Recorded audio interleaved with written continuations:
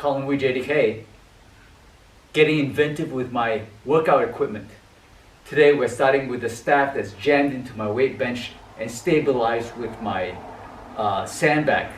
So remember, when you set up your equipment at home and you're training, you don't want the furniture to get broken and you don't want things to get flying so that you hurt yourself or other people.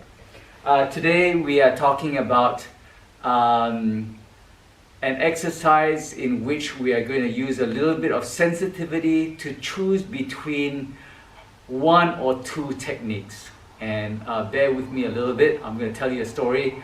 I stepped into a martial arts class, an external martial arts class, about a decade ago. And the instructor, he was a soft stylist, he said something and he identified me as a hard stylist. I didn't really want to say too much, but he basically identified me as a hard stylist, and he says, karate teaches situational techniques. And he kept on saying that, and what basically he meant was it required you to be in a particular situation for it to work. And I was a bit incensed.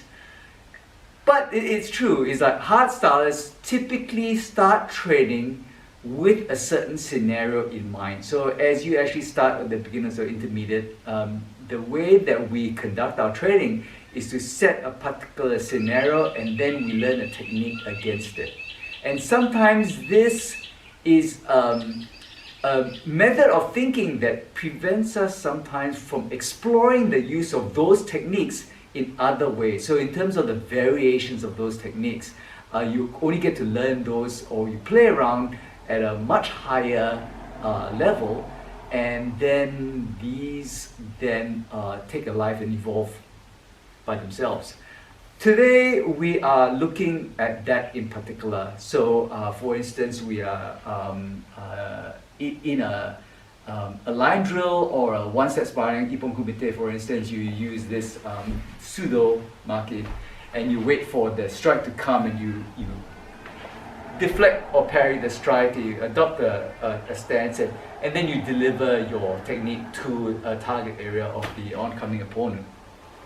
What I wanted to do was I wanted to be able to allow the practitioner to make a decision as to go left or right dependent on where he feels the connection between where the strike is coming from and the opening that's available to him.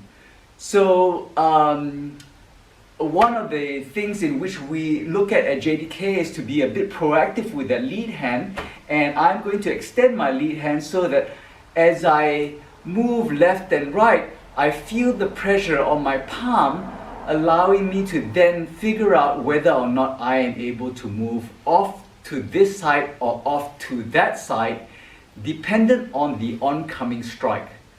So, for instance, if somebody were to throw me a ippon kumite or a one-set sparring and it's supposed to not land on my nose, that means I can make whatever mistake, it doesn't matter, it shouldn't hurt me unless I walk right into it.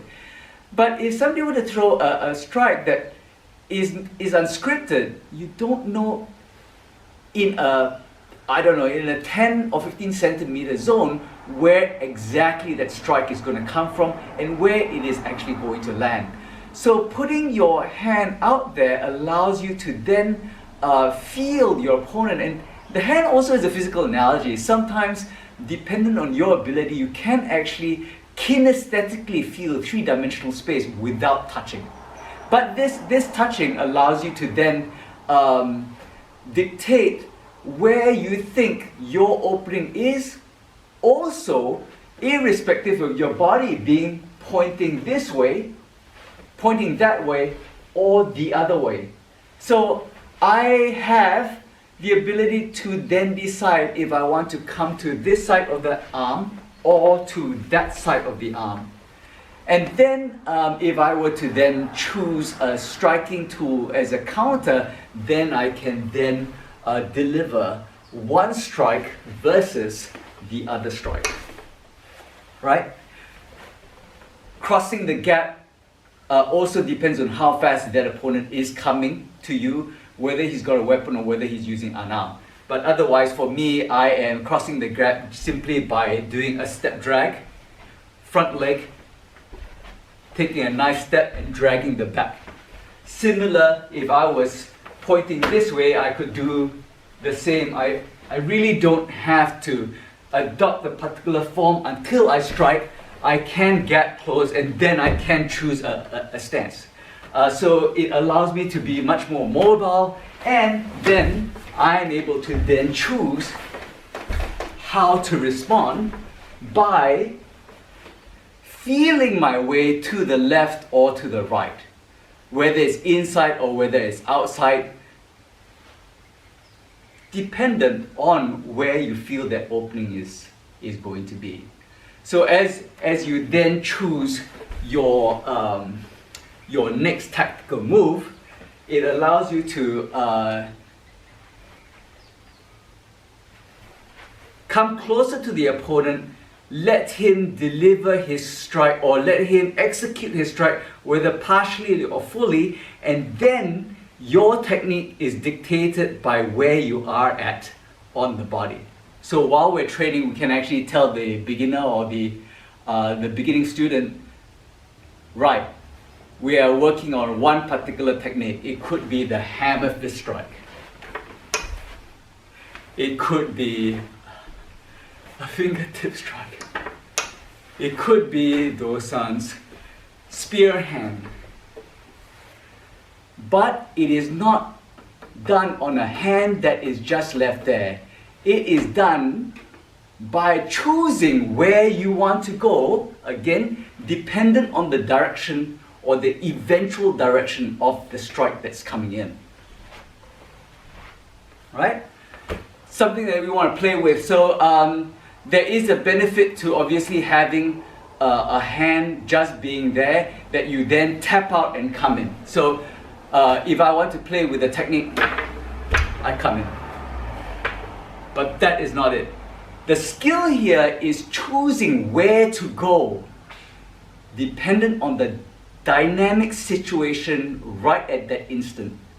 So as I feel it, as I feel that, then that tells me where I should go to gain some tactical advantage, rather than if I were to feel that pressure coming towards my face and walking into it, that increases the chance that I'm going to get hit, right? So it is a method in which to help you make those decisions to gain tactical advantage, rather than a belligerent way of approaching a technical delivery. So it's not really, I must choose my technique. No, the tactic chooses the technique for you. The tactic is not to go to a place where the strike is going to hit me. I want to go around to the place where the strike is probably not going to hit me. That's what I'm trying to say. So I feel more pressure here, I go towards the place where there's more of a void. If the pressure is coming more towards this way, then basically I slip over here. And my body attitude then helps me determine how I'm going to counter, because that is really what my training is all about. I don't want to set a script for that script to reduce my chance of being, I suppose, a better prepared counter-attacker, right? So as you're at home, try to think about that. Not just having the tool there to block away, but having the tool there to then decide how to actually move, whether you want to move inside the arm or outside the arm, right? Be well.